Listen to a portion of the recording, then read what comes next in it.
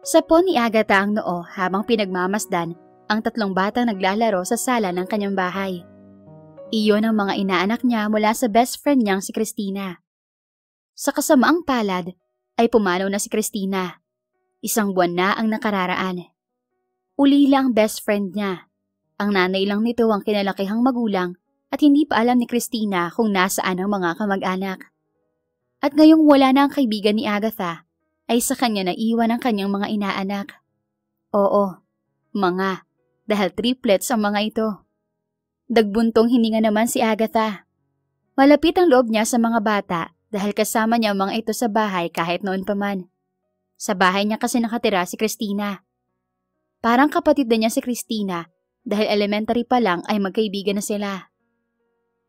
Aaron, wag kang umakyat dyan! Pili ni Agatha nang mapansing umaakyat sa rehas ng bintana ang 2 taong gulang na bata mula sa paglalaro sa sofa. Agad niyang tinakbo ang bata para muling iupo sa sofa. 1 buwan pa lang pero nakukonsumi na si Agatha sa mga ito. Nasaan ba ang tatay niyong mga bata kayo? Frustrated na tanong niya sa sarili. Masyadong malihim si Christina pagdating sa tatay ng triplets. Kahit anong pungungulit ang gawin niya, ay hindi ito mapilit na sabihin sa kanya ang totoo. Ang alam ni Agatha ay hindi na problema si Christina sa pera mula nang ipinagbuntis nito ang triplets. Ibinilin pa nga sa kanya ni Christina ang bank account nito bago ito pumanaw dahil sa sakit na leukemia. Namana nito iyon sa nanay nito. Laking gulat ni Agatha nang makitang milyon-milyon ang laman ng bank account ni Christina. Hindi niya alam kung saan kinuha ng kaibigan niya ang ganoong kalaking pera dahil wala naman itong trabaho. Gamitin mo ang perang iyan para sa inyo ng mga bata. Bilin pa ni Christina sa kanya bago ito pumanaw. Aanin ko naman ang pera kung naging instant nanay ako. Tanong ni Agatha sa sarili. Mahal niya ang mga bata, oo. Pero paano naman siya? Hindi pa nga siya nagkakanobyo sa buong buhay niya sa edad niyang 25. Paano siya makikipag-date ngayon? Sobrang laki ng responsibilidad ni iniwan ni Christina sa kanya. Ewan ko sa'yo, Chris. Pagkausap niya sa kaibigan kung nakikinig man ito sa kanya sa puntong iyon kahit nasaan man ito naroon. Tegi ka na, pero parang gusto pa kitang i-double dead. 3 years later. Mama! Sabay-sabay na bati ng triplets kay Agatha nang dumating ang mga ito galing sa eskwela. Nasa kindergarten na ang mga ito at rumiple na rin ang kulit, ngunit mas tolerable na kumpara noong 2 taong gulang pa lang ang mga ito dahil napapagalitan na niya ang mga ito ngayon. Napailing na lang si Agatha nang dambahin siya ng 3 at halos mahiga na siya sa sahig. Ang mabaho niyo! Amoy pawis kayo! Reklamo ni Agatha kasabay ng pagtawa. Paliguan ko muna sila ate. Singit ni Patty, ang yaya ng mga bata. Dahil may pera namang iniwan si Christina, ay kumuha na siya ng makakatuwang sa pag-aalaga sa mga bata. Hindi naman siya si Darna para kayaning arugain mag-isa ang 3 bata. Pagpahingahin mo muna sila bago mo paliguan, ha? Ihahanda ko muna ang tanghalian natin. Sige po ate. Habang naghahanda si Agatha ng tanghalian ay dumating si Jonas, ang kanyang nobyo. 1 taon na rin ang relasyon nila. Akala nga niya ay hindi na siya magkakanobyo. Mabuti na lang at mabait pa rin ang Diyos. Hindi man siya umalis ng bahay dahil sa bahay lang siya nagtatrabaho, ay nakatagpo naman siya ng lalaking magmamahal sa kanya.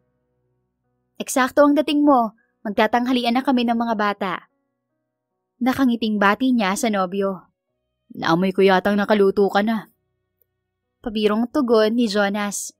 Mukha nga. Habang kumakain ay napansin ni Agatha ang pagkainis ni Jonas nang matapunan ni Ariel ng sabaw ang pantalon ng binata.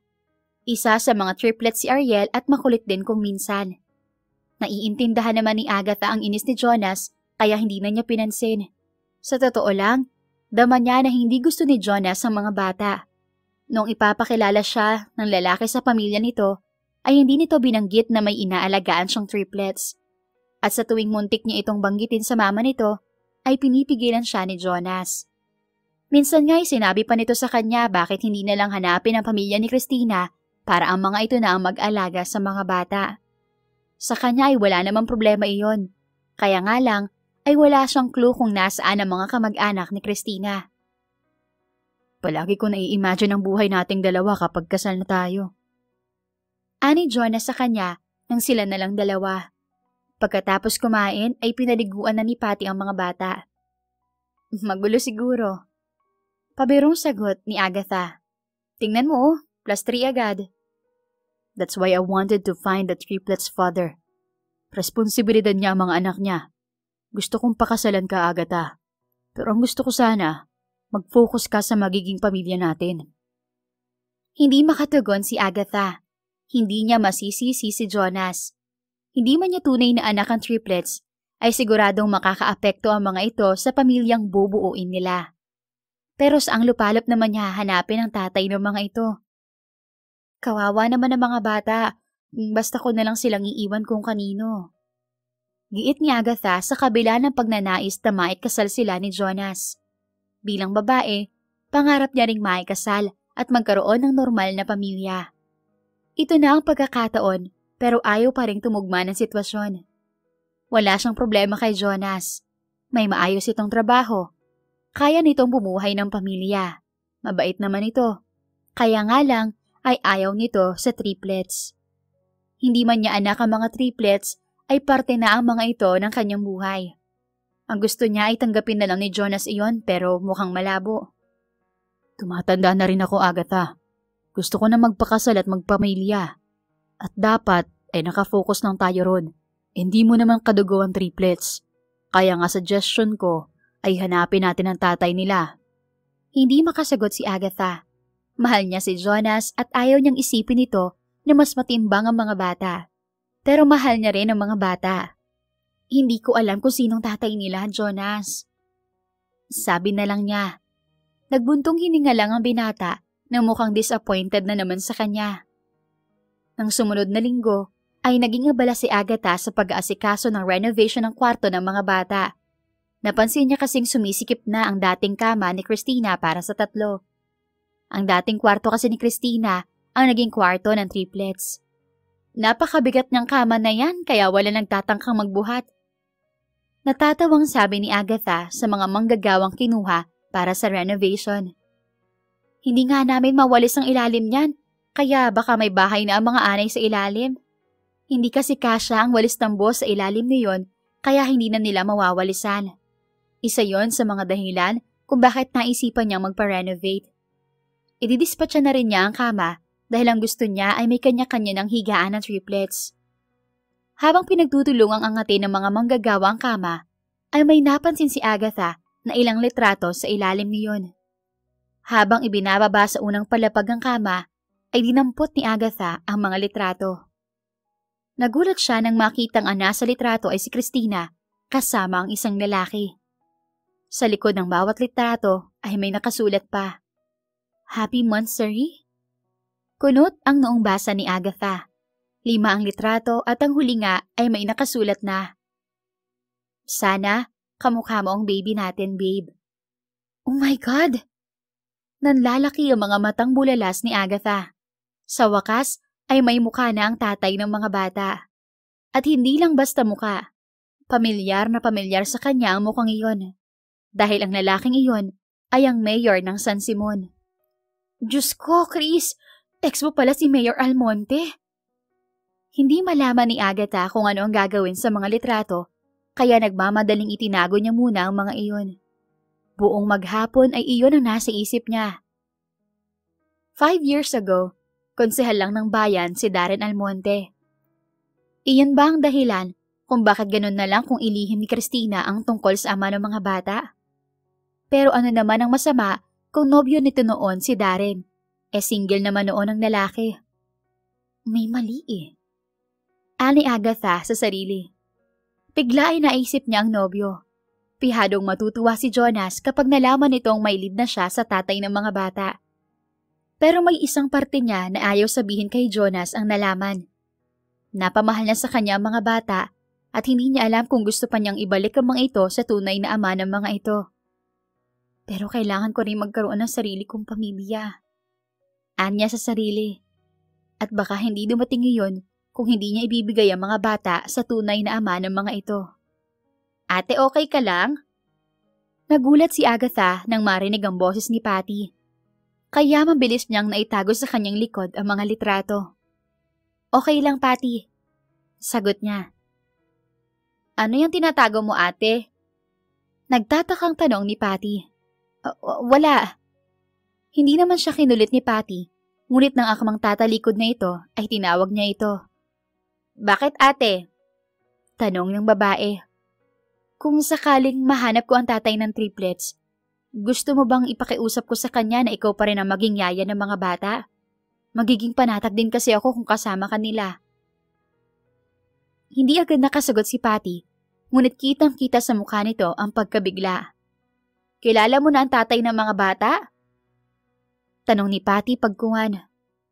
I think so. Aniya, saka nagbuntong hininga.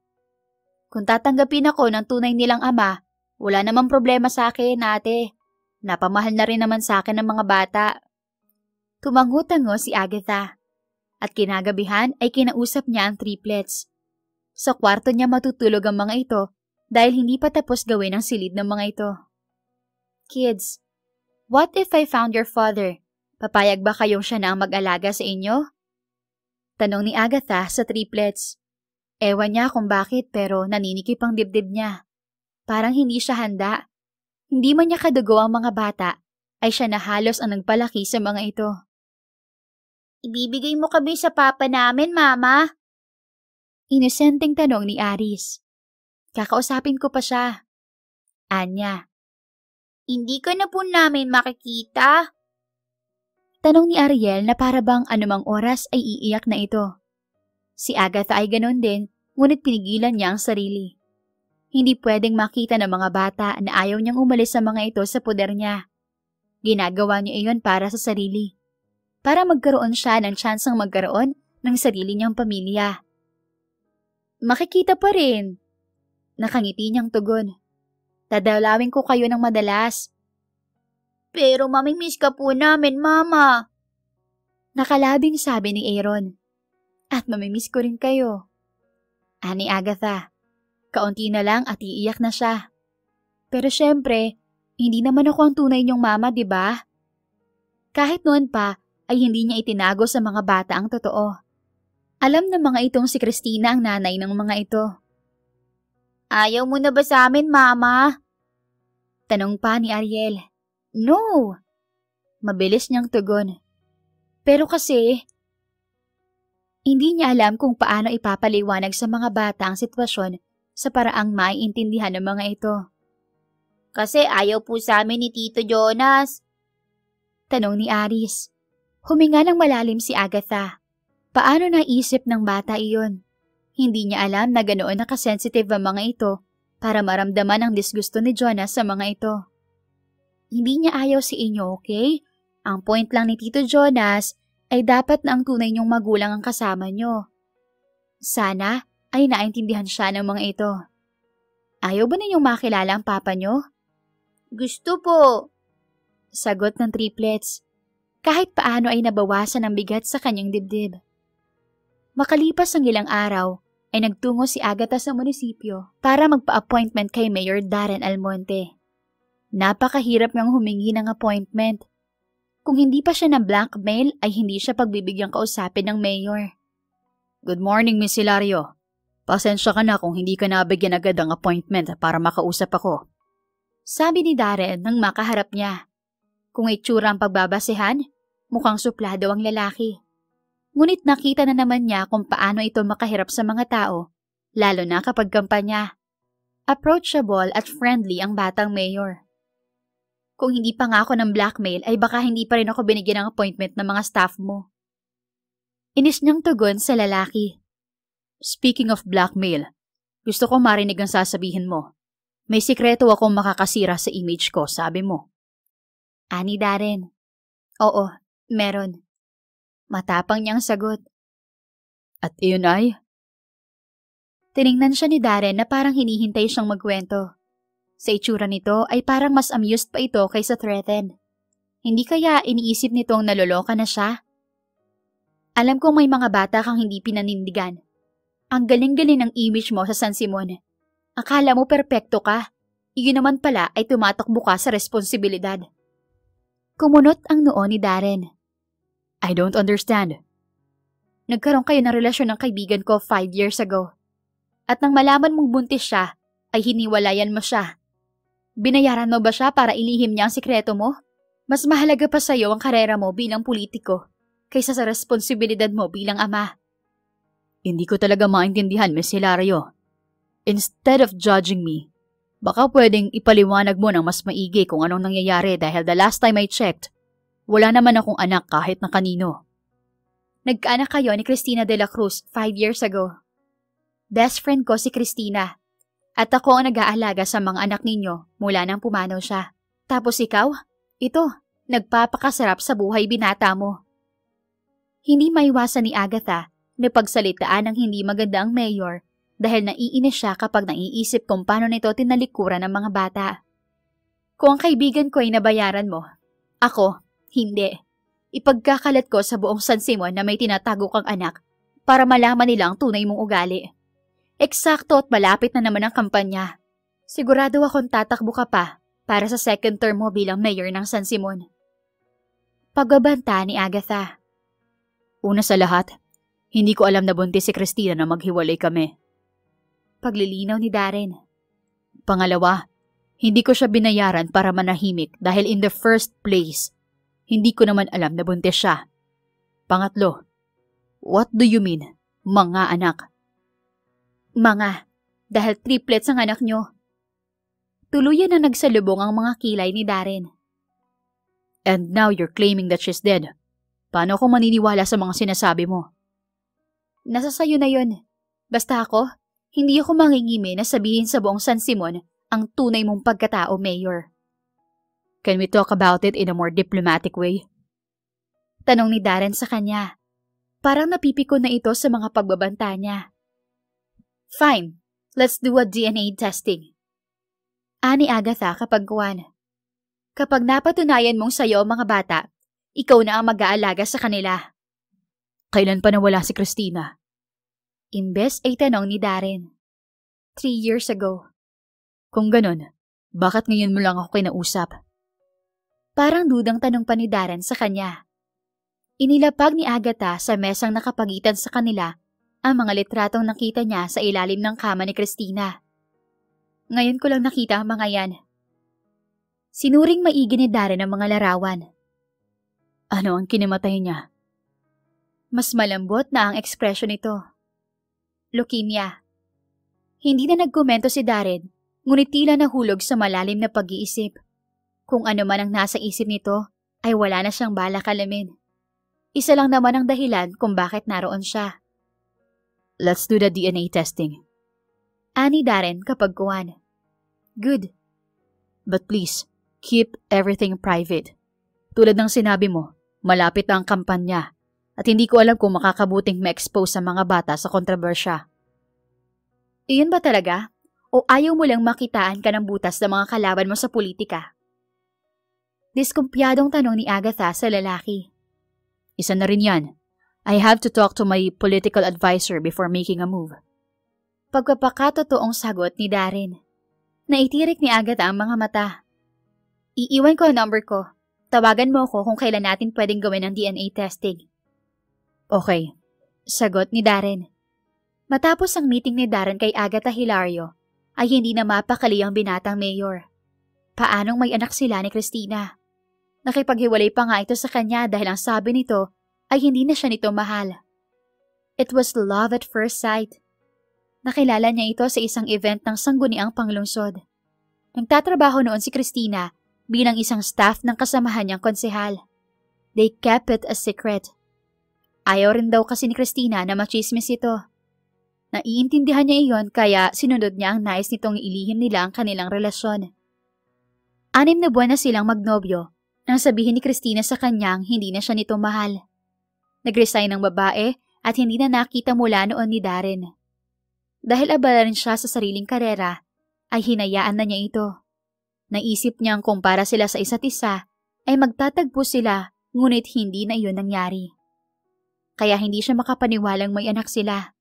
Hindi pala anak, mga anak, dahil triplets ang mga ito.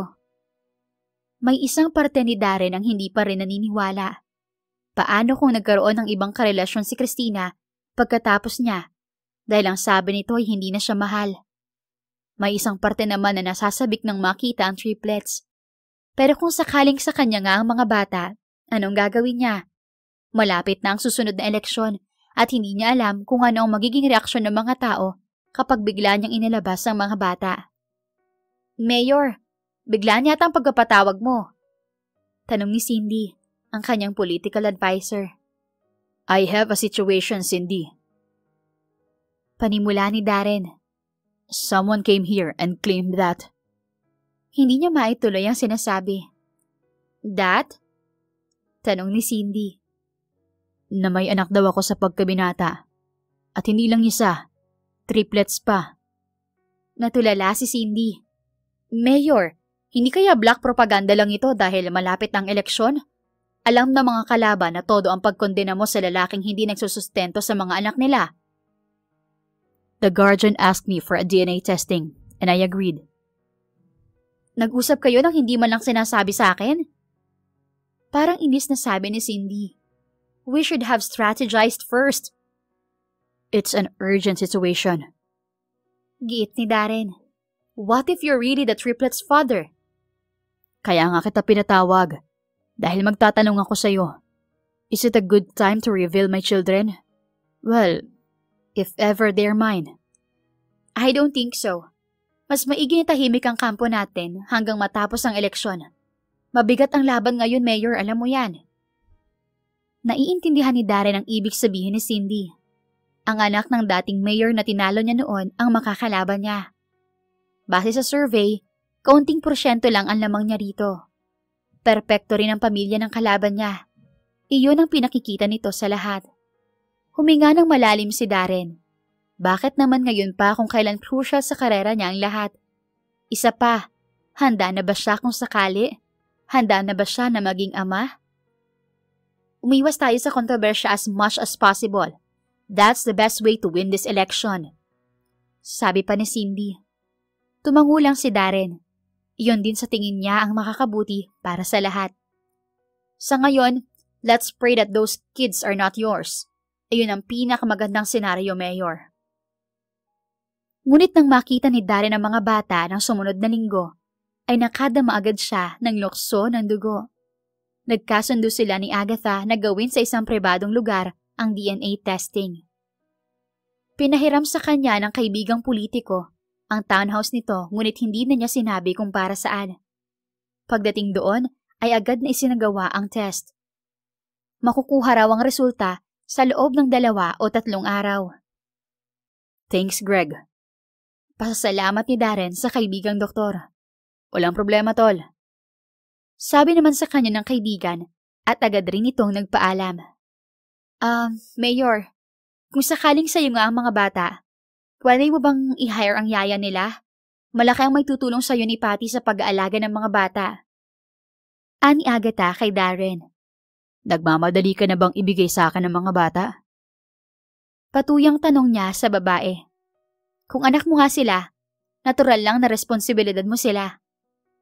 Sagot ni Agatha sabay irap sa kanya. Huwag kang mag-alala. Kung akin nga sila, ay hindi ko naman sila pababayaan. Isa lang ang hihilingin ko sa'yo. Huwag na itong makalabas pa sa publiko. Hayaan mo kung gawin ang pag-aanunsyo sa tamang panahon. Pagkatapos ng eleksyon? Patuyang sabi rin sa kanya ni Agatha. Yes. Matapat niyang tugon. No controversy until the election ends. Whatever. Walang kagana-ganang sagot sa kanya ni Agatha. Habang may oras pa siyang nalalabi bago bumalik sa San Simon, ay kinilala niya muna ang mga bata. The kids were smart. Madaming tanong ang mga ito. Ang iba nga ay mahirap sagutin. Kayo po ba ang papa namin? Tanong sa kanya ni Ariel. May maliliit na borda ng pangalan nito ang suot na itim na polo shirt. Malilito talaga si Darren kung walang pangalan ang suot ng mga ito dahil identical ang mga ito. Pati ang damit ay pare-pareho. Hindi pa tayo sigurado eh. Sagot naman niya. Paano nga po kung kayo? Tanong naman ni Aaron. Then, I will take care of you. Ako nang bahala sa inyo. Sa akin na kayo titira. Natahimik ang tatlo. Ganon din si Darren. Estranghero pa rin siya para sa mga ito. Paano po si Mama? Makikita pa po ba namin siya? Tanong naman ni Aris. Of course. Wala namang problema kung dadalawin niya kayo. Ni Darren. Hindi malaman ni Darren kung bakit parang matatanda na ang kausap niya. Mature mag-isip ang mga bata. Marahil ay dahil ganoon ang pagpapalaki ni Agatha sa mga ito. Nang oras na para bumalik sa San Simon, ay niyakap pa siya ng mga bata. Napangiti si Darren. I'll see you in 3 days, kids. Nang mga sumunod na linggo, ay napatunayan nilang anak nga ni Darren ang triplets ayon sa DNA result. Kaya naman gaya ng napag-usapan, kukunin na ng alkalde ang triplets. Napalunok si Agatha nang patungo na sila sa bahay ni Darren. Oo, gusto niyang ipaako kay Darren ang responsibilidad nito sa triplets dahil tama lang naman iyon. Pero habang papalapit sila ng papalapit sa bahay ng mayor, ay ganoon na lang ang sakit ng kanyang dibdib. Para rin to sa'yo, Agatha. Magpapakasal ka. Magkakaroon ka ng sariling pamilya. Pangungumbinsi niya sa sarili. Malapit na namang magbago ang isip niya. Malungkot siya kapag wala na ang mga bata sa bahay. Agad niyang pinahid ang luhang tumulo sa kanyang pisngi. Mabuti na lang at nasa likod na bahagi ng sasakyan sina Patty at ang mga bata. Si Jonas ang nagmamaneho ng sasakyan niya. Hindi rin ito napansin kung gaano siya kalungkot at mas mabuti na iyon. Nanatili sa parking area si Jonas at siya lamang. Si Patty at ang mga bata ang pumasok sa loob ng bahay ni Darren. Mainit ang naging pagtanggap ni Darren sa mga bata. Sa tingin nga niya ay excited ito dahil malapad ang ngiti nang makita ang triplets. Agad din itong ipinagmalaki na maayos na ang magiging silid ng mga bata. Kahit paano ay nabunutan ng tinik sa dibdib si Agatha. Ang malaman na maayos ang magiging buhay ng mga bata, hindi man sa poder niya, ay nagpapakalma sa isip niya. Habang nagtutour sa bahay ang mga bata at si Patty, ay nag-usap sila ng masinsinan ni Darren. Just tell me if you want to meet them. Sabi ni Darren kay Agatha. Welcome ka rito dahil ikaw ang nagsilbing ina ng mga anak ko. Noong mga panahong hindi ko alam na nag-i-exist sila. I will always be thankful to you, Agatha. Nagulat si Agatha sa pagbabago ng tono ni Darren. Iyon yata ang epekto ng kaalamang hindi siya nagsisinungaling dito noong nang ma-blackmail pa siya. Just be good to them. Wala na silang nanay. Sana naman ay mapunuan mo ang kulang kahit paano. Medyo makulitin ang mga yan, kaya sana'y habaan mo pa ang pasensya mo. Mabait naman sila at madaling makaintindi. Hindi rin sila spoiled kaya wala kang magiging problema. Thank you for raising them to be good human being, Agatha. Sinserong sabi ni Darren. Tumango si Agatha. Siya nga pala, Mayor. Ito ang ATM card na iniwan ni Christina para sa mga bata. May laman pa yan. Pwede mo nang gamitin yan sa pagpapasahod kay Patty. Iniwan ni Christina? Nagtatakang tanong ni Darren. Hindi ko rin alam kung bakit marami siyang pera bago siya nawala dahil wala naman siyang trabaho. Ganun pa man, para sa mga bata yan. You can withdraw all of that. That's yours, Agatha. Pasasalamat na yan para sa ilang taong pag-aaruga mo sa mga bata. Hindi, para sa mga bata yan. Tanggi ni Agatha. Kahit wala yan, haalagaan ko pa rin sila dahil ninang nila ako. Dahil best friend ako ni Christina. At ang iniwan ni Christina para sa mga anak niya ay kailangan gamitin para sa mga anak niya. So tanggapin mo na to. Ayoko makipagtalo pa sa'yo bago ako umuwi. Walang nagawa si Darren kundi tanggapin ang card. Aalis na ako. Hindi na ako magpapaalam sa kanila at baka magkaiyakan pa kami. Paalam ni Agatha. Are you sure? Paninigurado ni Darren. Tumango si Agatha at tumalikod na. Palabas pa lang siya ng bahay ni Darren ay umiiyak na siya. Ayaw niyang lumingon. Natatakot siyang magbago ang isip niya. Hanggang makarating sa sasakyan kung saan naghihintay si Jonas ay umiiyak pa rin siya. Hinawakan ni Jonas ang isa niyang kamay at pinisili yun. You'll get used to it. Isa pa, hindi magtatagal at bubuo na rin tayo ng sarili nating pamilya. Tahimik lang si Agatha buong biyahe. Pagpasok pa lang ng bahay niya ay naiiyak na siya sa kalungkutan. Hindi na siya nagpasama kay Jonas sa loob. Pinauwi na niya ito. Nakapangalumbaba si Agatha sa dining table pagsapit ng gabi. Iyon ang unang gabing kakain siyang mag-isa sa mesang iyon. Nang hindi makontento ay nagbuntong hininga siya. Hindi niya alam na magiging ganong kahungkag ang buong bahay dahil wala na ang triplets. Nang biglang mag-ring ang kanyang cellphone ay napaigtad siya. Si Patty ang caller. Pat, may problema ba? Kanina pa umiyak ang mga bata, ate. Ani Patty sa kabilang linya. Kanina pa namin pinapatahan ni Sir Darren kaso ayaw talaga. Ayaw ring magsikain at hinahanap ka. Naku naman, hindi ba't nag-usap na kaming apat? Nag-aalalang sagot ni Agatha. Aluin mo na lang, Pat. Baka lalong umiyak kapag narinig pa nila ako. Mama! Naririnig niyang tawag sa kanya ng isa sa mga triplets. Pati si Agatha ay parang maiiyak na pero pinigilan niya ang sarili. Can you come here? Ipapasundo kita. Ani Darren. Mukhang inagaw pa nito ang phone kay Patty. What? Kunot ang noong talong niya. Kawawa naman ang mga bata. Madidehydrate na ang mga ito dahil sa kaiiyak. Natatarantang sabi ni Darren. Parang nais matawa ni Agatha. Kailan pa nakaka-dehydrate ang pag-iyak? Basta, pumunta ka na lang dito. Utos ni Darren. Kung makautos ka sa akin, wagas. Stop mo ba ako? Nakasimangot yung tanong sa lalaki, kahit naman hindi siya nito kita. Please. Anito, ngunit hindi naman nakikiusap ang tono.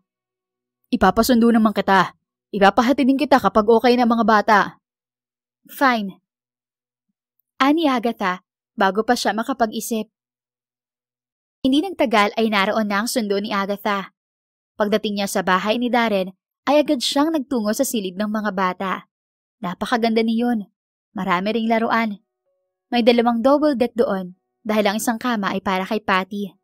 Nag-effort talaga si Darren na gawing child-friendly ang silid. Nang makita siya ng mga bata, ay agad na nagsitakbuhan ng mga ito palapit sa kanya. Umiiyak pa rin ang mga ito. Mama! Napapailing na niyakap ni Agatha ang 3. Akala ko ba'y okay na tayo? Sabi niyo ay hindi kayo iiyak kahit miss niyo ko. Paalala niya sa mga bata. Uuwi na kami, Mama! Ani Aris sa pagitan ng pagiyak. Hindi pwede. Aniya sa bata. Kasama niyo ng papa niyo. Dito ka lang din, Mama. Giit naman ni Ariel. Nagbundong hininga si Agatha. Hindi nga pwede yun. Dadalawin ko na lang kayo, pero hindi ako pwedeng magstay rito. Uuwi na lang po kami, Mama. Sabi naman ni Aaron. Ganito na lang. Ani Agatha. Dadalawin ko kayo araw-araw para hindi niyo ako mamiss. Ayaw pa rin pumayag ng 3. Hindi na alam ni Agatha kung ano ang pang-uuto ang gagawin para lang mapapayag ang mga batang manatili sa bahay ni Darren. Maybe you should stay here. Singin ni Darren. Hanggang sa masanay lang sila rito sa bahay at sa akin. Huwag natin silang madaliin. Bata pa sila eh. Hindi pa sa kanila madali ang ganitong pagbabago. Kahit na mature silang mag-isip para sa edad nila. Hindi makapaniwalang tiningnan niya si Darren. Tumayo si Agatha at niyaya si Darren sa labas ng silid. Hindi ako pwedeng magstay rito, Mayor. May buhay rin ako, okay? Hindi papayag ang boyfriend kong tumira ako sa bahay ng ibang lalaki. Hindi ka naman titira rito dahil sa akin. Giit ni Darren. Para sa mga bata. Kahit na. Kung ganon, anong naiisip mong paraan? Hindi ko alam. Inis niyang tugon. Huwag mo na lang sabihin sa boyfriend mong narito ka. Suwestyon ni Darren. Tinuruan mo pa ako magsinungaling, Mayor. Sarkastikong sabi niya sa lalaki. Para sa mga bata naman kasi. Isa pa, hindi understanding ang boyfriend mo. Sabi mo. Kahit naman understanding, hindi pa rin papayag ang kahit na sinong lalaki na tumira ang nobya nila sa bahay ng ibang lalaki. Depensa ni Agatha kay Jonas. Oo na. So ikaw nang bahalang mag-isip ng palusot. Siguro naman, Sa loob ng 1 linggo, sanay na ang mga bata rito. Oo na. Ani Agatha sa kahuminga ng malalim. Nang gabing iyon ay natulog si Agatha sa bahay ni Darren. Sa guest room siya namamalagi habang naroon siya. Nagpaalam na lang siya kay Jonas na uuwi sa probinsya ng nanay niya dahil nagkaroon ng emergency. Wala na lang nagawa ang nobyo niya kundi ang pumayag. Habang nasa bahay ni Darren ay nag-obserba si Agatha. Maayos naman ang pakikitungo ni Darren sa mga bata. Nakikita niya rin ang effort nito para mas mapalapit sa triplets kahit napakaabala nito. Noong unang araw pa lang niya sa bahay nito, ay nakita na agad niya kung gaano ka-hands-on na mayor si Darren. Umalis ito ng maaga para pumasok sa munisipyo at gabi na nakabalik dahil sa mga events. Nalaman niya lang iyon dahil sa mga kasambahay. Pasensya ka na. Gustuhin ko man na kasama ang mga bata maghapon hindi ko magawa. Pero panatag ako dahil narito ka. At least hindi ako nag-iisip na baka umiiyak ang mga bata maghapon habang nasa trabaho ako. Buti ka pa, panatag.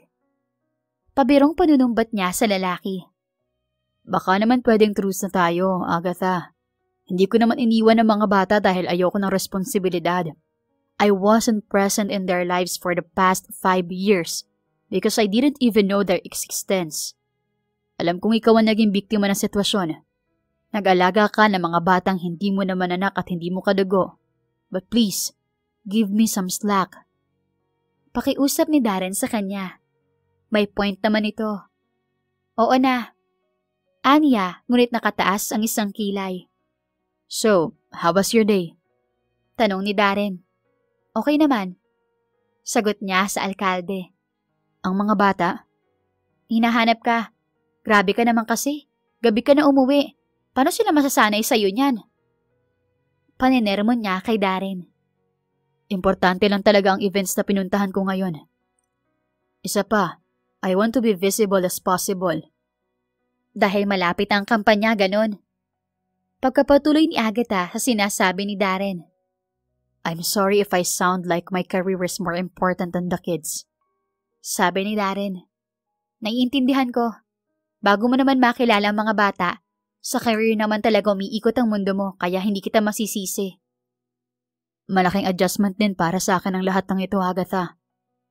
Ani Darren at saka nagbuntong hininga. Tinubuan siya ng awa sa lalaki nang makita niya ang pagod sa mga mata nito. Kung tutuusin, wala naman itong kasalanan. Ngayon ngang kilala na nito ang mga bata, ay hindi naman ito tumakbo sa responsibilidad. Marahil, kung nalaman ito ang totoo noon, ay hindi na rin naman ito iiwan si Christina. Baka nga pinakasalan pa nito ang kaibigan niya. Ano kaya ang nangyari at iniwan ni Christina si Darren? Isang malaking palaisipan niyon sa kanya. Magpahinga ka na muna bago ka magpakita sa mga bata, Mayor. Lalong mauubos na mga yun ang energy mo. Sabi na lang niya kay Darren. Maliligo lang ako bago ko sila puntahan. Marami ako nakasalamuhang tao ngayon. Thanks for watching the kids while I'm away, Agatha. Ginawa mo pa akong yaya ng mga bata. Sumbat niya rito. Sa gulat niya ay tumawa ng malutong si Darren. Gumwapo ito ng 100 beses dahil sa tawa na iyon. Ano pa naman itong naiisip ko? Saway ng dalaga sa sarili sa isip. I didn't mean it that way. Anyway, maraming salamat. Hindi ko alam kung anong reregalo sa'yo bilang pasasalamat. Gawin mo kong head ng isang department sa City Hall. Pabirong tugon niya na tinawanan na naman ni Darren. I'll think about that, Agatha. Sagot nito matapos tumawa at tumalikod na. Gusto ko sa opisinang walang ginagawa, ha? Pahabol niya habang umaakyat ng hagdan ng lalaki. Silly. Anito nang saglit na humarap sa kanya na may malapad na ngiti sa mga labi. Nakangiting pinagmasdan na lang niya ang lalaki habang umaakyat. Anong hiningiti-ngiti mo riyan? Parang tangang saway ni Agatha sa sarili. Napapailing na nagtungo na lang siya sa kwarto ng mga bata kaysa mabaliw siya sa pagkausap sa kanyang sarili. Sa pangatlong araw ni Agatha sa bahay ni Darren, ay nagkayayaan silang magtungo sa amusement park dahil walang tigil sa kada request ang mga bata. Sure kang pagbibigyan mo sila, Mayor? Tanong ni Agatha kay Darren. 6 na ng gabi at kung magtutungo man sila sa kaisa-isang amusement park sa San Simon, ay hindi na rin siguro mag-e-enjoy ang mga bata dahil pasara na yun ng 8:00. Bakit naman hindi? Nagtatakang tanong ni Darren. Ayaw mong ipasa publiko na may anak ka na, di ba? Maraming makakita sa'yo ron. Isa pa, gabi na. Malapit na magsara ang park. Nagpa-reserve na ako. Desididong sabi ni Darren. Nagpa-reserve? Nagtatakang tanong naman ni Agatha. Yes, I reserved the whole amusement park for us. Pupunta tayo ron ng bandang 8:30 para wala ng tao. Napanganga si Agatha. Ganon ba ang mayayaman? Kapag nagustuhang rentahan ang buong amusement park, ay parang ipinipitik lang ang daliri. Iba ka talaga, Mayor. Maya-maya ay sabi niya sa lalaki. Wala kang bilib sa akin eh. Natatawang sagot naman ni Darren. Nais niyang sabihin ditong hindi yun totoo. Dahil sa totoo lang, ay bilib na bilib siya rito sa sandaling panahong nakilala niya ito. Malapit na nga niyang isiping si Superman ito. Pagod ito sa trabaho mula umaga hanggang hapon. Pagkatapos ay nagagawa pa rin bigyan ng oras ng triplets.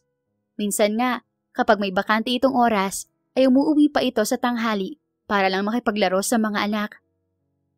Ikaw na talaga? Pabirong sabi na lang niya rito. Pagdating nila sa amusement park, ay sobrang liwanag pa rin kahit gabi na dahil sa dami ng ilaw. Grabe ate, tayo lang talagang tao rito.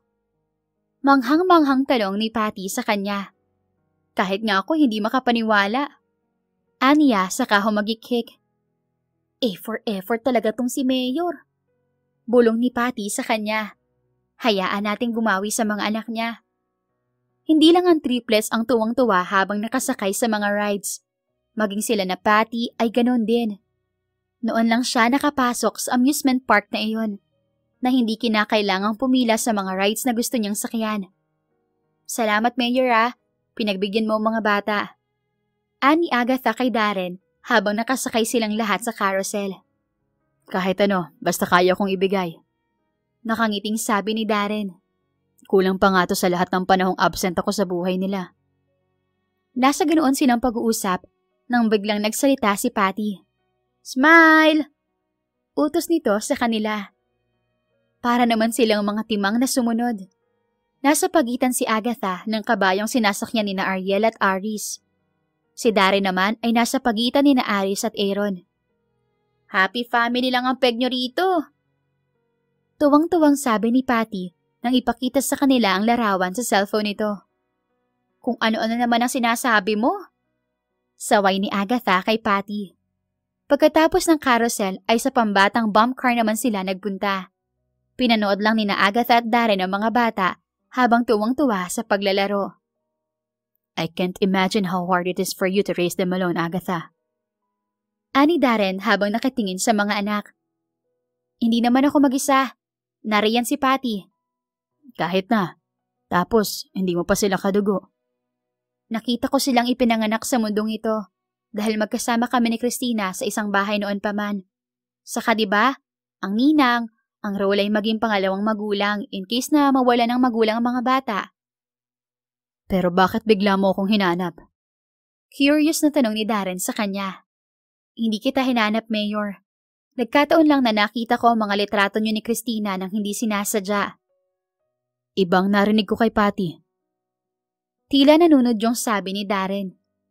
Ano naman ang sinabi sa'yo ng bruhang yan? Kunot ang noong tanong niya. Ayaw raw ng boyfriend mo sa mga bata. Hindi sa ganoon. Giit ni Agatha. Siyempre ay dedepensahan niya si Jonas. Kaya lang, feeling ko, nagdadalawang isip siyang pakasalan ako dahil sa mga bata. Ang gusto niya ay bumuo kami ng pamilyang amin. Naiintindihan ko naman siya. Hindi ko kadugo ang mga bata. Willing naman ako maging dalaga habang buhay. Pero ayaw yata ng langit ngayon. Kaya ipinakita niya sa akin kung kanina ko ipagkakatiwala ang mga bata sa oras na mag-asawa na ako. Hindi sa ginajudge ko ang boyfriend mo, Agatha ha. Pero diba, kung mahal ka niya, tatanggapin niya ang lahat ng mga tao o bagay na mahal mo at importante sa'yo. Komento ni Darren. Naisip na rin naman niyo ni Agatha, pero hindi naman pumalya si Jonas sa pagpaparamdam na mahal siya nito. Minsan lang, may hindi sila pagkakapareho. Isa pa, tumatanda na siya at ayaw na niyang kumilala pa ng iba. Sa trabaho niya na wala namang ibang taong nakakahalubilo, mahirap ang may makilala na magugustuhan niya. Online seller siya ng mga sapatos at maayos naman ang kanyang kita. Minsan naman, kahit mahal natin ang isang tao, meron pa rin tayong non-negotiables, hindi ba? Isa pa, gusto ko rin naman lumagay sa tahimik dahil tumatanda na ako. Bilang babae, ay pangarap ko ring maglakad sa altar. Hindi na kumibo si Darren kahit mukhang may gusto pang sabihin. Marahil ay naisip nitong wala ito sa lugar na magbigay ng opinyon dahil hindi naman sila close. Mabuti na lang at natapos na sa paglalaro ng bump car ang mga bata. "Gutom na po kami, Mama!" Ani Aris. "Naku, yan ang nakalimutan natin sa pagmamadali." Ani Agatha sabay tapik ng palad sa noo. "Ako na lang ang bibili, ate. May convenience store namang katabi itong amusement park." Presenta ni Patty. Tatawag na lang ako sa mga guards ko na naghihintay sa labas. Giit ni Darren. "Hindi na, Mayor. Ako na para mas mabilis. Alam ko rin naman ang gusto ng mga batang yan." Sagot ni Patty. "Pero madali kang maligaw kaya baka lalo lang magtagal." Natatawang singit ni Agatha. "Sasamahan na kita." Are you sure? Tanong ni Darren sa kanya. "Oo naman. Bantayan mo muna ang mga bata. Bibilisan namin ang pagbili." Halos tumakbo sila ni Patty palabas ng amusement park. Pagdating sa convenience store, ay agad silang naghanap ng pwedeng bilhin. "Ito na lang mga sandwiches, ate." Ani Patty habang kumukuha ng ilang ready-made sandwiches sa chiller. "Sige." Sagot naman niya saka nagtungo sa ref ng mga inumin. Sa pagmamadali ni Agatha ay may magkasintahan pa siyang nabangga. Naputol ang pag-a-apologize niya sa hangin nang makilala ang kanyang nabangga. Nagulat din ang lalaki. Hindi, binabae sa kanyang harap. Agad itong nagtago ng muka, ngunit kahit na ano pa ang gawin nito, ay nakilala na niya ito. Ang lalaking kasama nito ay tila nagulat at nagtataka rin sa inakto ng binabae. Akmang tatalikod ng binabae, ngunit pinigilan niya ito.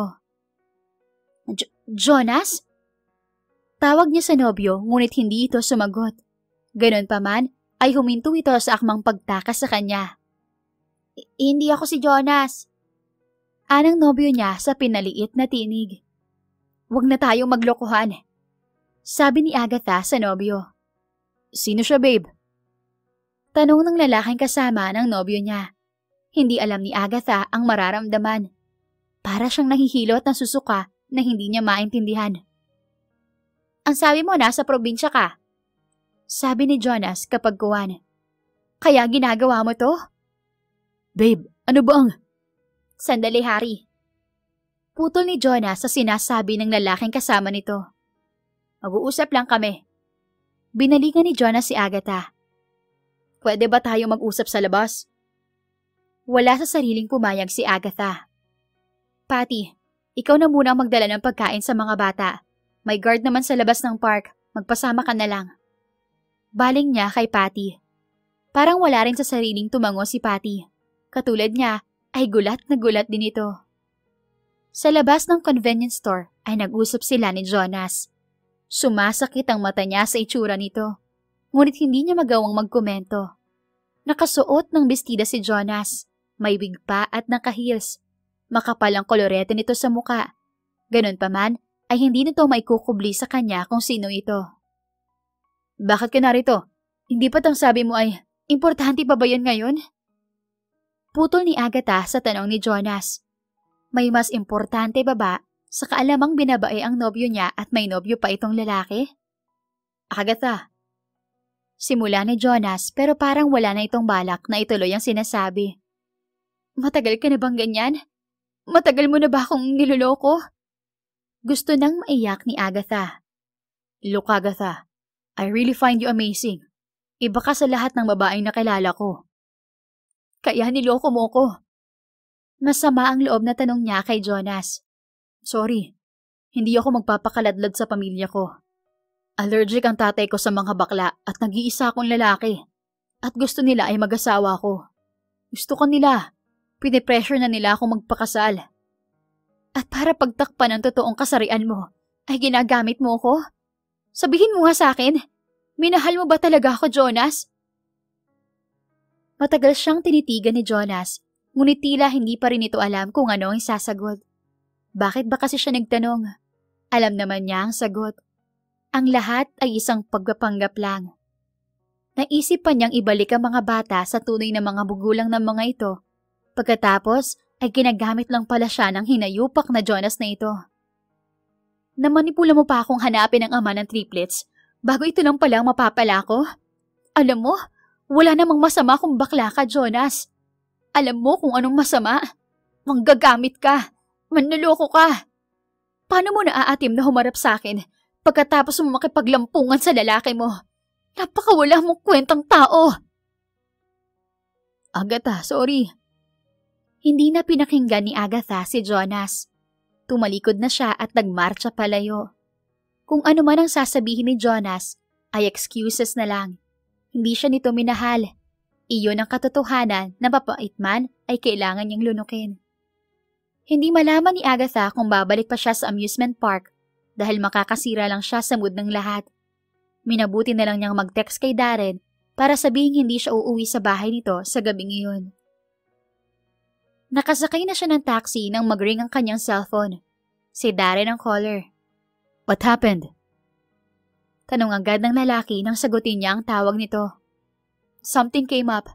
Uuwi muna ako sa bahay ko, Mayor. Bukas ko nilang pupuntahan ang mga bata. Pakisabi sa kanila, huwag nang umiyak at hanapin ako dahil makikita rin naman kami bukas. Are you okay? Imbes ay nag-aalalang tanong ni Darren. Mapait nang umiti si Agatha. Okay lang. Pagsisinungaling niya. Are you sure? Paninigurado ni Darren. Tumawa siya ng pilit para hindi na mag-alala ang lalaki. Oo, okay lang ako. Ikaw na muna bahala sa mga bata. Pagdating niya sa bahay, ay ibinuhos niya ang mga luhang kanina pa niyang pinipigilang pumatak. Kaya pala napakadalang kung yakapin o hawakan siya ni Jonas. Nandidiri marahil ito sa kanya. Pumalahaw na siya ng iyak. Bukod sa nasasaktan siya sa nalaman, ay nanghihinayang siya sa mga oras at panahon na ginugol niya sa lalaki. Paano na ngayon ang pangarap niyang maikasal at bumuo ng sariling pamilya? Baka hindi para sa akin yun. Aniya saka tumayo at kumuha ng alak. May mga nakadisplay siyang alak sa kusina, ngunit iyon lang sana yun. Pang-display. Hindi niya akalaing iinumin niya ang isa sa mga yon ng gabing iyon. Tatagapin ko na lang sigurong tatanda akong dalaga. Sabi niya sa sarili matapos makailang baso ng alak. Bakit ko pa kasi pinipilit? Kapipilit ko na pupunta ako sa maling tao. Pero paano na to? Mag-isa na ako. Ang triplets, kasama ng tatay nila. Aniya, saka umiyak na naman. Hilong-hilo siya sa nainom at doon na nakatulog sa mesa. Paggising niya kinabukasan ay masakit ang kanyang ulo. Marami ring missed call si Jonas. Nais daw siya nitong makausap. Bakit pa? Tanong niya sa sarili. May message rin na galing kay Darren at yun ang sinagot niya. Nagtatanong ito kung makakapunta siya sa bahay nito. Hinahanap daw siya ng mga bata. Pupunta ako after lunch para nasa bahay na sila galing school. Aniya habang itiniti pa ang reply. Itinuloy ni Agatha ang pagtulog dahil sa sobrang sasakit ng ulo niya. Nagulat na lang siya nang magising. 3:00 na ng hapon. Nagmamadali siyang bumangon ngunit parang may humiwa sa ulo niya. Bigla pang may nag-doorbell. Sandali! Sigaw niya nang ayaw huminto ng doorbell sa pagtunog. Lalong sumasakit ang ulo niya sa tunog niyon. Nahimasmasan siya nang makita si Darren sa labas ng gate. Agad niya itong pinagbuksan at saka sinilip ang kalsada. Baka may makakita sa'yo. Sabi niya sa lalaki. Tuloy ka muna. Bakit ka ba narito? I'm just checking on you. Ang sabi mo kasi pupunta ka sa bahay ng tanghali. Pero hapon ay wala ka pa daw, sabi ni Patty. Hinahanap ka na ng mga bata. Ani Darren.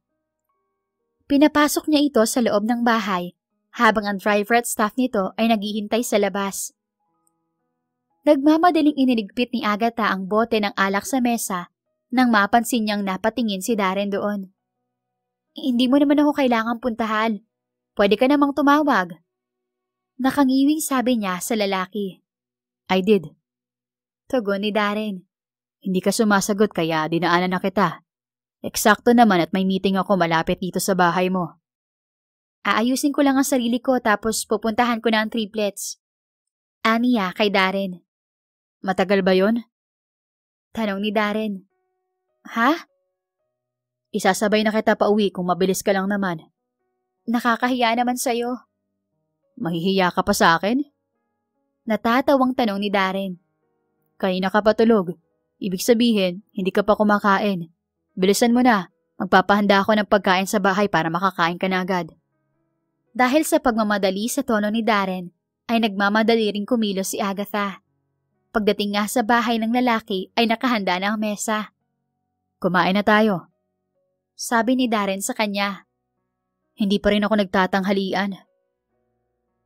What happened last night? Tanong ni Darren habang kumakain sila. Hindi makasagot si Agatha. Too personal? Tanong ulit ng lalaki. Okay lang. You don't have to tell me. Tumango si Agatha at itinuloy ang pagkain. Ngunit kinagabihan ay nahuli na naman siya ni Mayor na mag-isang umiinom sa kitchen counter. Sorry, kumuha ako ng beer. Ni Agatha sa lalaki. Hindi kasi ako makatulog. Walang problema. Sabi naman ng lalaki, saka ito naglakad patungo sa rep. Kumuha rin ito ng beer saka naupo sa tabi niya. Wala itong kibo. Tahimik lang na umiinom. Gusto mong magkwento ako, no? Tanong ni Agatha sa lalaki. Kung gusto mo lang. Ani Darren. Ikaw, Mayor, medyo sismoso ka. Natatawang sabi niya, ngunit hindi siya pinansin ng lalaki. Hiwalay na kami ni Jonas. Sabi niya kapag kuwan. Kumunot ang noo ni Darren. Nahuli mong ng babae? Natawa si Agatha. Nahuli kong ng lalaki. Hindi ako nakikipagbiruan, Agatha. Nagbibiro ba ako? Seryoso? Gulat na tanong ni Darren. Tumango si Agatha.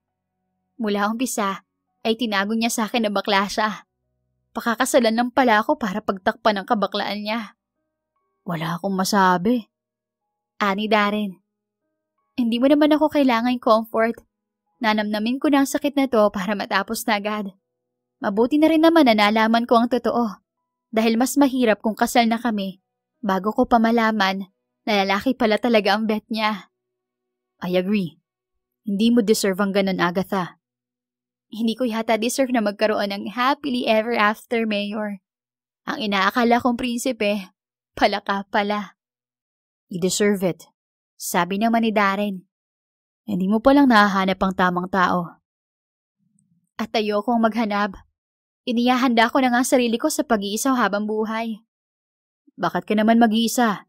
Nariyan ang triplets. Marami kang makakasama. Nasa iyo na sila, oh. Nakahusong sabi niya sa lalaki. Welcome ka naman dito kahit na anong oras, Agatha. Paano kapag may asawa ka na? Nakakahiya namang maglabas-masok pa rito sa bahay mo. Gusto mo ba ay wag na ako mag-asawa? Tanong ni Darren. Natawa si Agatha. Mapipigilan ba kita?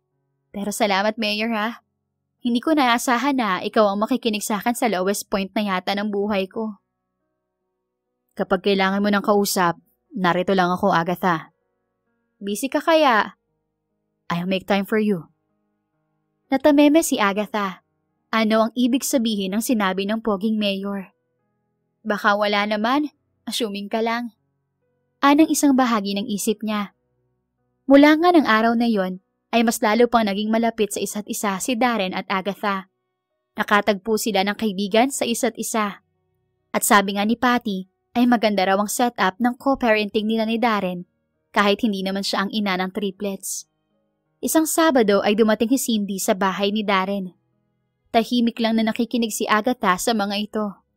Ang mga bata ay naglalaro sa bakuran at nagkakape sila ni Darren nang dumating si Cindy.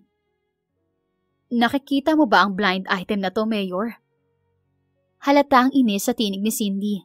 Ito ang political advisor ni Darren. Hindi na estranghera sa kanya si Cindy dahil ilang beses na niya itong nakita sa bahay ni Darren. Palaging nasa meeting ang dalawa dahil nga malapit na naman ang kampanya. What is that? Tanong ni Darren kay Cindy.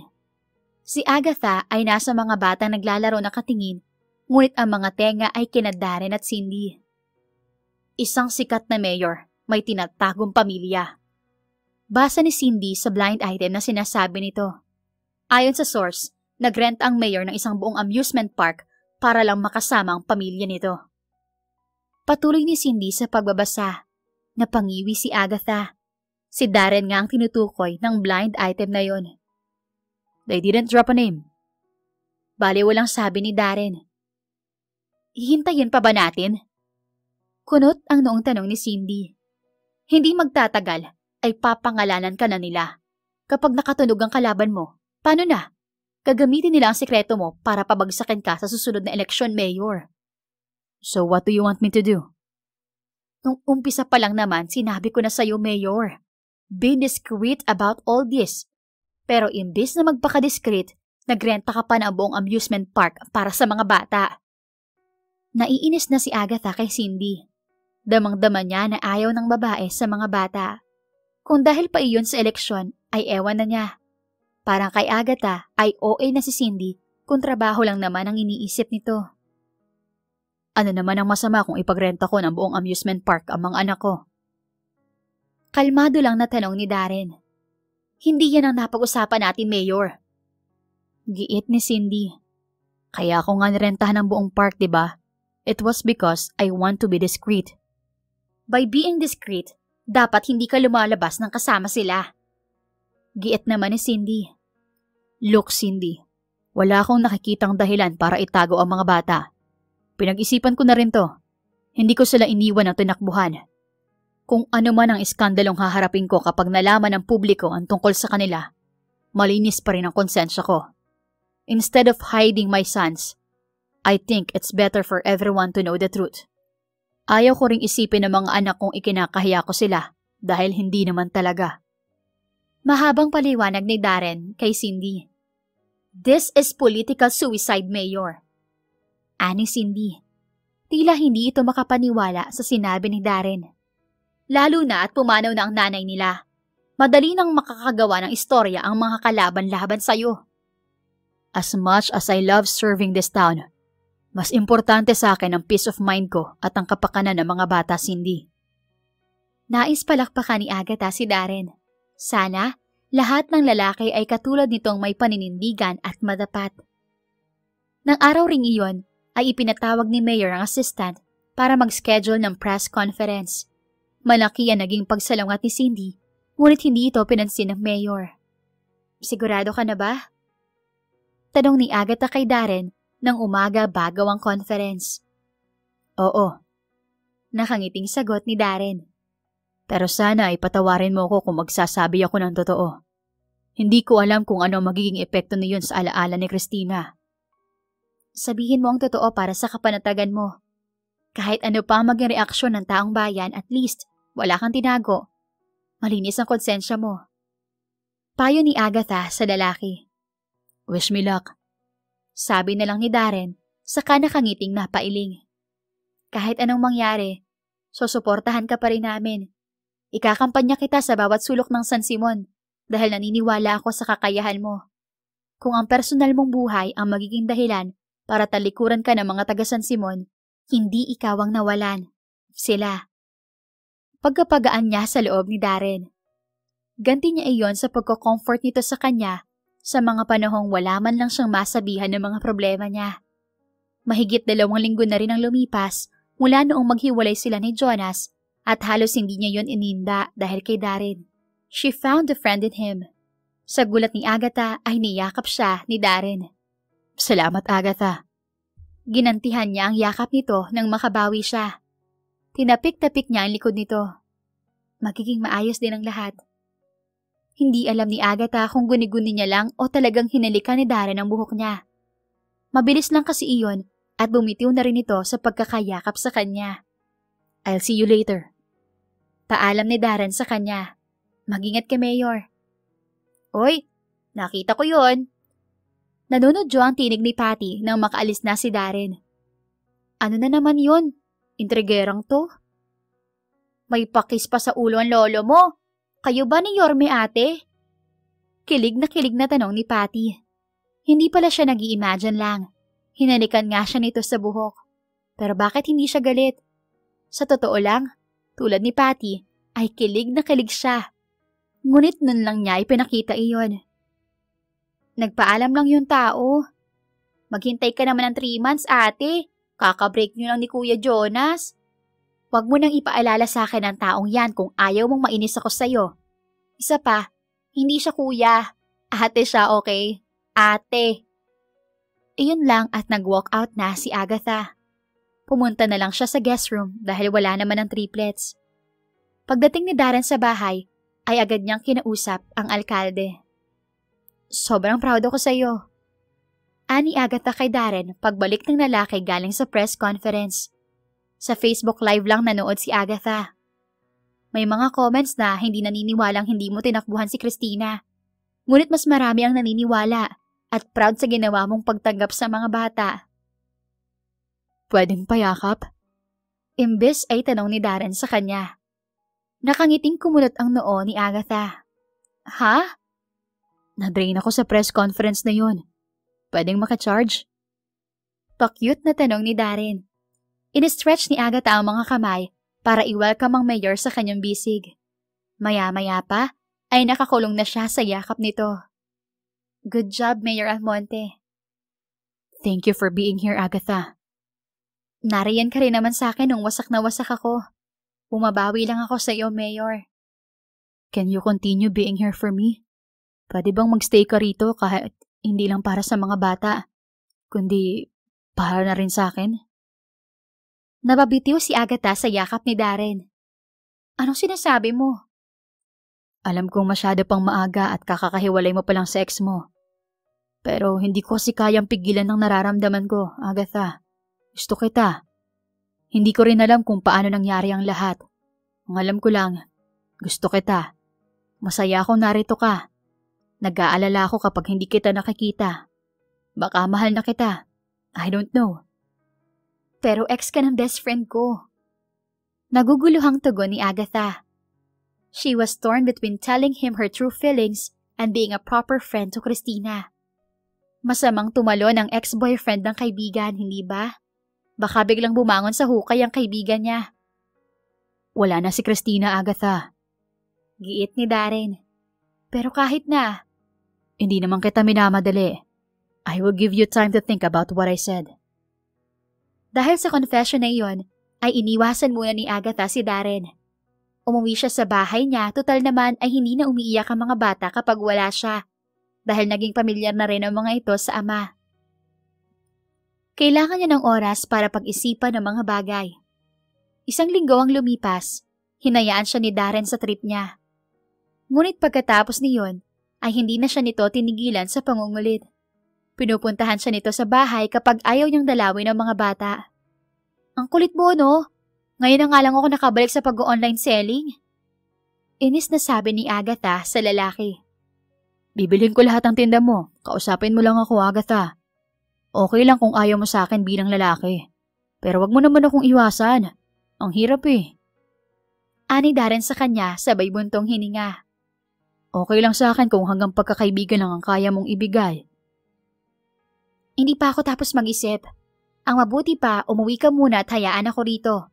Tatawagan kita kapag may desisyon na ako. Ayokong umuwi sa bahay. Baka naroon si Mama. Tanggi ni Darren. Ang mama mo? Akala ko ba'y nasa US ang mama mo? Umuwi siya nang malaman niyang tungkol sa triplets. Siya ang may kasalanan kung bakit nakipaghiwalay sa akin si Christine. Binayaran niya pala ang best friend mo para iwan ako dahil threat daw si Christina para sa mga ambisyon ko sa politika. Ang gusto kasi nun ni Mama para sa akin ay si Matilda. Anak siya ng dating senador na taga rito sa San Simon. Hindi rin naman niya ako napilit na pakasalan si Matilda. Dahil in love ka pa kay Christina? During that time, yes. Pero naka-move on na rin naman ako agad. Dahil nag-focus ako sa goal kong maging mayor ng San Simon. Hindi pa ulit ako nagmahal pagkatapos na yun. Ngayon pa lang. Iyan ka na naman eh. Sinabi na nga pa nag-iisipan ko pa. Okay nga lang kahit ayaw mo sa akin, di ba? Wala kang kailangan pag-isipan, Agatha. Mahal naman kita kahit di mo ko mahal. Walang magbabago ron. So bumalik ka na sa bahay. Or else, araw-araw akong pupunta rito sa bahay mo. Pagbabanta ni Darren sa kanya. Are you blackmailing me, Mayor? Kunot ang noong tanong ni Agatha sa lalaki. Ikaw lang ang magaling mang-blackmail. Oo na. Dadalaw na ako sa inyo bukas. Hayaan mo lang ako magtrabaho ngayon, okay? Nakangiting tumango si Darren. Good. Aasahan ko ang sinabi mo ha. Pag hindi ka tumapad, hindi kita tatantanan, Agatha. Ngunit maling desisyon pala ang pagpunta ni Agatha sa bahay ni Darren kinabukasan dahil naroon ang mama nito. Hindi rin ito nag-iisa. Kasama nito si Matilda, ang babaeng gusto ng mama ni Darren para rito. Ma, this is Agatha. Pagpapakilala ni Darren sa kanya sa mama nito. Siya ang tumayong ina ng mga bata mula nung nawala si Christina. Nice to meet you, Agatha. Nakangiting sabi sa kanya ng ginang. Thank you for raising my grandsons like your own. Pilit na ngumiti si Agatha. Responsibilidad ko po sila bilang ninang nila. Habang kumakain ay walang tigil ang mama ni Darren sa pag-areto kay Matilda kay Darren. Kailangan ng tatay yung ina ng mga bata, anak.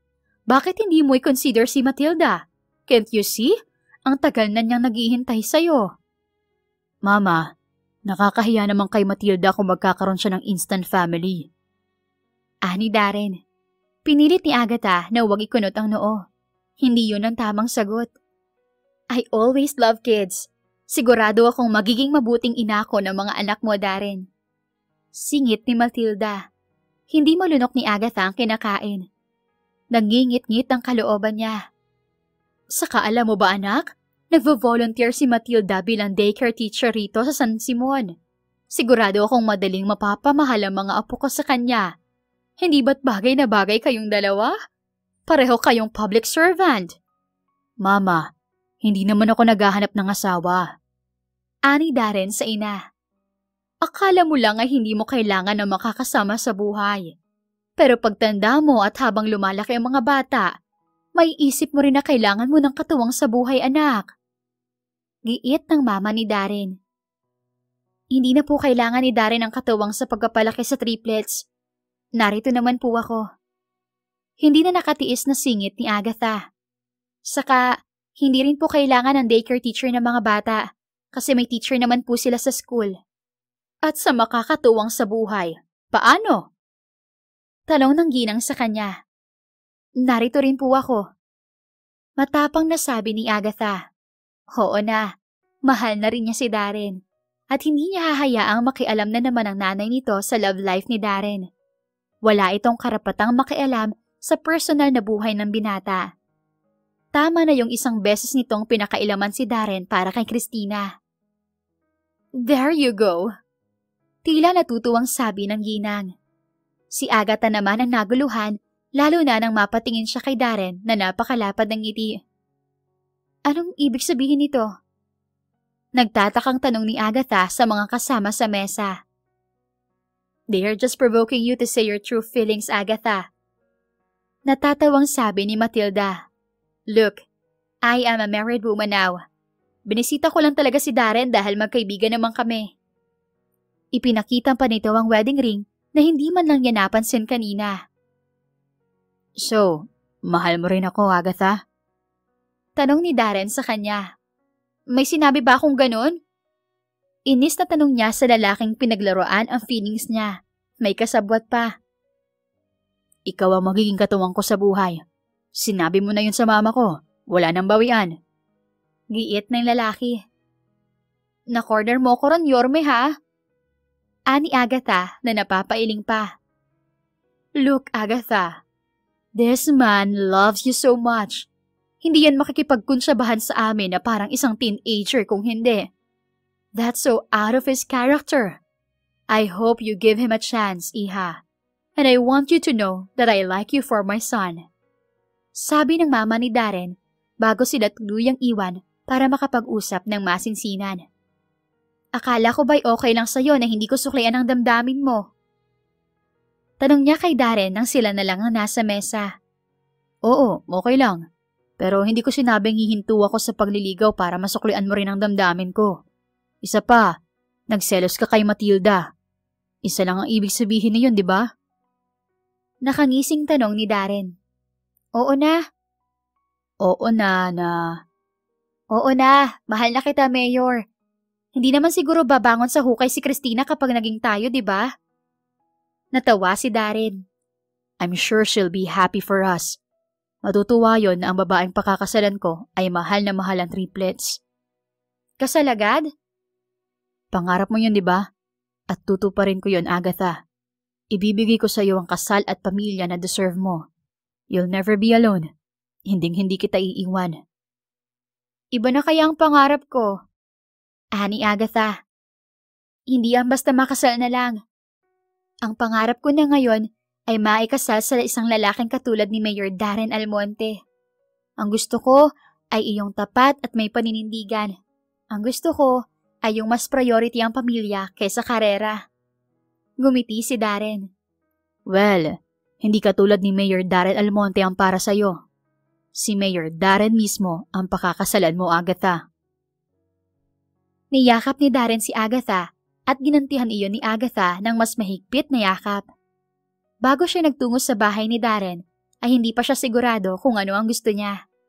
Sigurado siya sa damdamin niya para sa binata, ngunit hindi siya sigurado kung gusto niya bang maging replacement ni Christina sa buhay nito.